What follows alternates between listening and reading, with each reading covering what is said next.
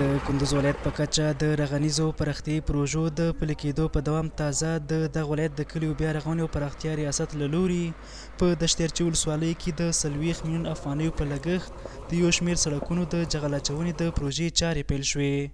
د مسؤلینو په خبره دغه سړکونه 13 کیلومتره اوږدوالی لري چې دغه خان دفتر په مالي ملاتړ جوړیږي او د کار په جریان کې زرګونو کسانو ته د کار زمینه هم برابره شوې. دا په ټول دشتیارچي ولسوالۍ کې 140 کلو دپاره پیسې ورکوي. د دوی هدف او مقصد چې د عام د خلکو کم ضرورت وي، لکه سړک ته ضرورت وي، استنادي دیوال ته ضرورت وي، پلچک ته ضرورت وي، هغه ورته جوړوي انشاءالله. او په دې سره به د خلکو هغه د تګ و راتګ هغه لارې برابرې سي او په دې سره زرګونو خلکو ته د کار زمینه هم برابریږي. امروز ما شاهد جغل اندازی سرک در ولسوالی دشتیارچی هستیم که به امتداد 18 کیلومتر در بر بگیره. از طریق تطبیق این پروژه ما ایجاد فرصت‌های کاری به هزاران نفر در این ولسوالی ایجاد میشه و از مردم محل ما خواهش میکنیم که در قسمت تطبیق پروژه همکاری موثر خود داشته باشند. له دې سره د دشتیارچي ولسوالۍ سیمه چارواکي د یادې پروژې د چارو پیلېدل یو نیک ګام وباله او په خبره یې چې د دغې پروژې په بشپړېدو سره به د دوی ګڼې ستونزې هوارې شي.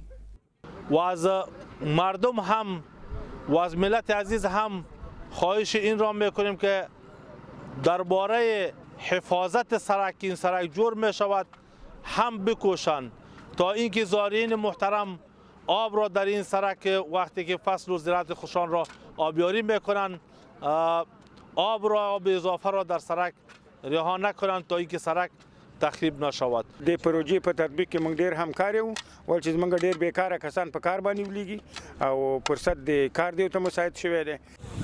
په ورته مهال هغه کسان چې په دې پروژې کې د کار زمینه ورته برابره شوې خوښ دی وایي چې د داسې پروژو په پلي کېدو سره به دوی ته لا ښه د کار زمینه برابره شي.